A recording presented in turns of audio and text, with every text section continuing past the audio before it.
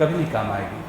اچھا ساری دنیا کفر کا فتویٰ لگا دے اور سب لوگ کہیں تم بہت بیکار ہو، لیکن اللہ کے نزدیک آپ اچھے ہیں، تو بتائیے جنت میں جانے سے کوئی روک سکتا ہے آپ کو؟ نہیں۔ تو مقصد تو یہی ہے کہ اللہ راضی ہو جائے، اللہ خوش ہو جائے، اور اللہ تقوی والوں کو ہی پسند کرتا ہے۔ اچھا اللہ سبحانہ تعالیٰ فرماتے ہیں وَمَن يَتَّقِ اللَّهَ يَجْعَل لَّهُ مَخْرَجًا وَيَرْزُقْهُ مِنْ حَيْثُ لَا يَحْتَسِبُ۔ دیکھیے دنیا کے معاملے میں انسان تھوڑا سا کوتاہی کرتا ہے۔ کوتاہی یہ ہوتی ہے کہ جیسے مثلا کچھ تنگی حالت ہے یا کچھ پریشانی کی حالت ہے، تو کچھ لوگ آتے ہیں ان کو کہ دیکھو یہ کر لو تو ایسا، یہ کر لو تو ایسا کر، لیکن وہ مومن مر جائے گا لیکن جب کچھ کی تحقیق نہیں کر لے گا کہ حلال ہے یا حرام ہے، اللہ نے اس کو حلال کیا ہے حرام کیا ہے، تب تک اس کو ہاتھ نہیں لگائے گا۔ تو اللہ تعالیٰ کیا کر رہے ہیں، ایسے مومنوں کو جو اللہ سے ڈرنے والے ہیں اللہ تعالیٰ راہیں ہموار کرتا ہے اور ان کو روزی وہاں سے دیتا ہے جہاں سے ان کا گمان بھی نہیں ہوتا، وہ سوچ بھی نہیں سکتے کہ اللہ اس کو روزی کہاں دے گا، لیکن کب؟ جب آپ کے دل میں اللہ کا تقوی، اللہ کا ڈر ہو کہ نہیں اللہ میں یہ غلط کام نہیں کر سکتا، مر جاؤں گا اللہ سود نہیں کھاؤں گا، میں مر جاؤں گا اللہ تعالیٰ کسی کا غصب نہیں کروں گا، مر جاؤں گا چوری نہیں کروں گا، اللہ مر جاؤں گا جھوٹ بول کے نہیں لوں گا، یہ جب سینے میں آپ کے آ جائے تب سمجھ لیں پھر اللہ تعالیٰ آپ کو بہت مہربان ہو جاتا ہے۔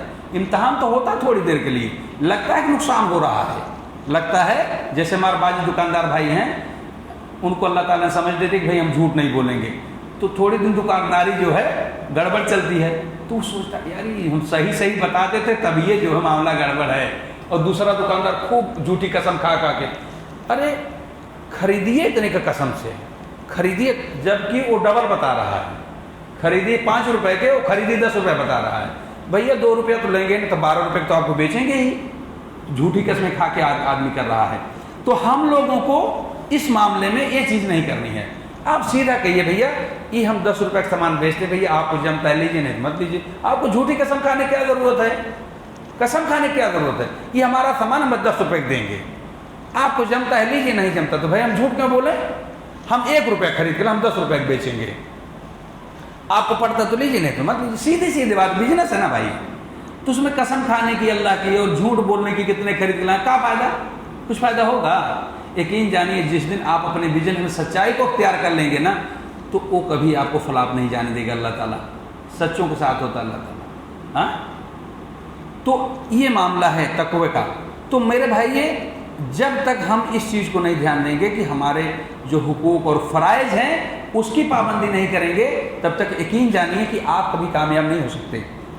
تو یہ جو ہمارے معاشرے میں برادری واد، جھوٹ، نماز کا چھوڑنا، تھوڑی سی طبیعت خراب ہو جاتی ہے لوگ نماز چھوڑ دیتے ہیں، مسجد میں آنا بند کر دیتے ہیں، لیکن بازار میں خوب گھومتے ہیں، بازار جانے کے لیے طاقت ہے، ان کو فجر میں نہیں آتے، بھائی طبیعت خراب چل رہی نا، اچھا روزہ کیوں نہیں رکھتے، طبیعت خراب، دوا کھا رہا ہوں، رمضان سے پہلے کوئی دوا نہیں رہتی، جیسے رمضان آئے گا نا کتنے لوگ دوا لے گھومنے شروع ہو جائیں، دیکھیے دوا کھا رہا ہوں، اچھا اللہ نہیں جانا کہ آپ کتنے بیمار ہیں، اللہ کو نہیں پتا کہ آپ چل پا رہے ہیں کہ نہیں چل پا رہے ہیں، مطلب ٹھیک ہے اللہ کو بتا رہے ہیں کہ آپ بیمار ہیں، اللہ نہیں جانتا۔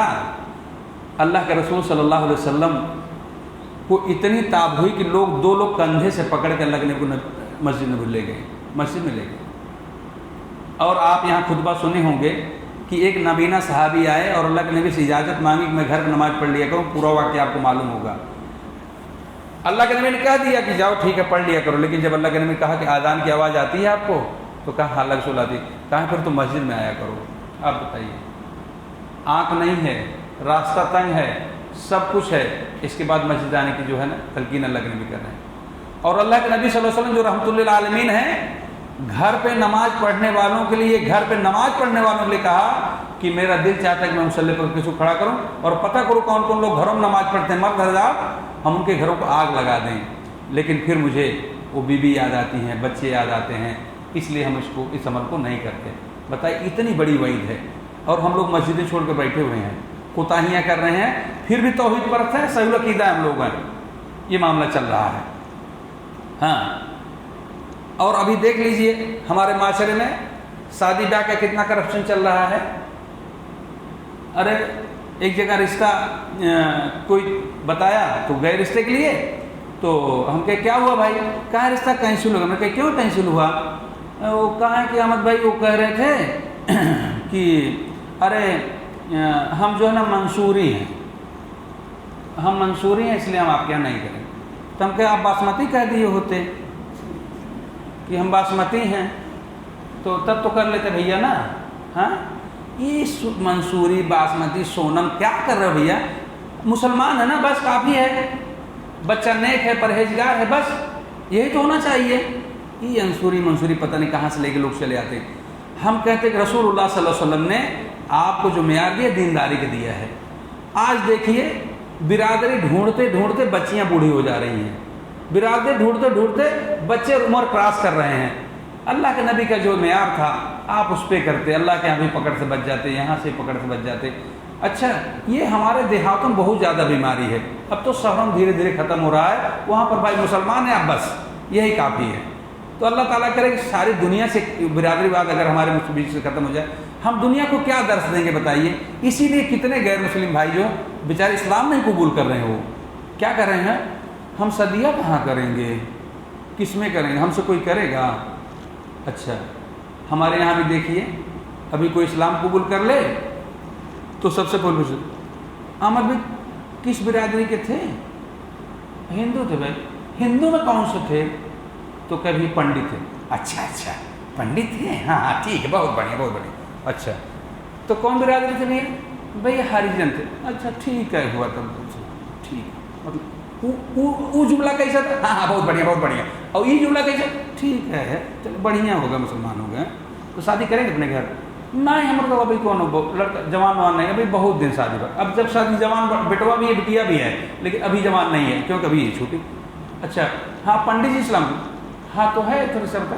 چلو یہ کیا ہے؟ مطلب آپ خود اس چیز کو راہوں کو بند کر رہے ہیں. اور ایک تو ایسا نالائق آدمی، ایک آدمی سے کہتا ہے جہاں وہیں رہو، نہیں بیٹیا تو شادی نہیں. مسلمان ایک غیر وہ مسلمان ہونا چاہتا تھا، اس سے کہہ رہا ہے کہ جہاں رہو رہو، شادی کیسے ہوگی؟ وہی کتنے رکاوٹ ہیں لوگ. آپ سوچئے ہماری نظر کہیں ہے، سوچ ہے کہیں. اس معاملے میں میرے بھائیوں ہم کو کشادہ دل ہونا پڑے گا. یہ اس بت کو توڑنا پڑے گا. ہم نے سارے بت توڑ دیے لیکن برادری بت نہیں ٹوٹ پڑا. بڑے مضبوط بت ہمارے بیچ میں ہے، بہت مضبوط ہے. یہ تو لگتا ہے کچھ لگانا پڑے گا بم بڑھیا سے تب ٹوٹے گا. یہ نہیں ٹوٹے گا نہیں ہے. اور اس پہ ہم کو بولنا بھی چاہیے اور ہمارے علماء کرام کو اس پہ توجہ دینی چاہیے کہ یہ جو آپ رکاوٹ بن رہے ہیں کیا قیامت دن پکڑ نہیں ہوگی ہم لوگوں کی؟ اب یہ مسلمان اس کو کہہ رہے کہ مسلمان مت ہونا، شادی ودی نہیں ہوگی. تم ٹھیکیدار ہو شادی کے. ہاں ایک تو کام نہیں کرتے، کسی طرح بیچارے اسلام کی طرف آتے ان کو روکتے ہو شادی کی وجہ سے. اچھا وہ بھی بیچارے ڈرے ہوئے ہیں. ہمارے یہاں صاحب کہنے لگے ہمارا بھائی تو مسلمان ہو گیا، اب دیکھو اس کی شادی ودی کہاں ہوتی ہے. ماشاءاللہ 3 بیٹیاں تھیں، اللہ کا کرم ہے کہ تینوں شادی میں نے کروائی، بہترین رشتہ ان کو دلوایا اور ان کے بھائیوں کو بلوایا، ان کے غیر مسلم بھائیوں کی. آؤ دیکھو شادی کیسے ہو رہی ہے. الحمدللہ نہ کوئی بارات نہ کوئی دہیج، یہاں تک کہ نکاح میں ہی خود ہی جا پڑا تاکہ 551 بھی بچ جائے. نہ مولوی صاحب تو لگتے رہیں گے وہی نکاح پڑھایا تو کچھ چاہیے ہی. تو ہم تو کہتے بھیا نکاح پڑھانے کے لیے ہمیں بلا لیا کرو، کچھ نہیں چاہیے، اجر تو ملے گا نا انشاءاللہ نکاح پڑھانے کا. تو نکاح پڑھا پھر آپ چارج. اور نکاح پڑھانے کے بعد ہم نے کہا جتنے لوگ جمع ہیں یہاں پہ، یہ جو چھوہارا بڑھ رہا ہے نا یہی کھا کو نل کا پانی پی نکل لیجیے گا، دیکھو کہ نہیں چڑھا یہاں پہ کھانا وانا نہیں ہے کسی کو دیا. الحمدللہ ایک دم سادے سے 3-4 لوگ گئے تھے، شادی ہوئی بچے کی اور بدائی ہوئی، بہترین شادی ماشاءاللہ. تو اگر اس طرح کا ہم لوگ منہج بنا لیں تو بتائیے اسلام میں آنے میں کوئی رکاوٹ ہے؟ ہم لوگ خود بریکر بنے ہوئے اس کے لیے کہ نہیں. اور یہ صرف اس لیے کہ جو ذہن وہاں تھا وہی ذہن یہاں پہ ہے. وہاں بھی برادری میں نہیں ہو سکتا، یہاں بھی برادری کا مسئلہ ہے چل رہا ہے. تو کہنے کا مطلب یہ ہے کہ ہم اس بات پہ غور و فکر کریں، سوچیں کہ اگر ہمارے دل میں اللہ کا ڈر ہے، تقویٰ ہے، تو ان تمام رسومات کو اور تمام رسم و رواج کو ہمیں ختم کرنا ہوگا.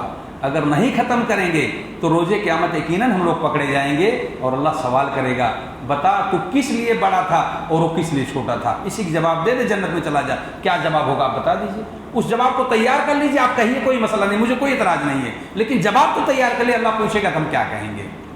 اللہ تو کہہ رہا ہے ان اکرمکم عند اللہ اتقاکم، جس کے سینے میں تقویٰ ہے، ڈر ہے اللہ کا، وہی اللہ کے نزدیک عزت والا ہے۔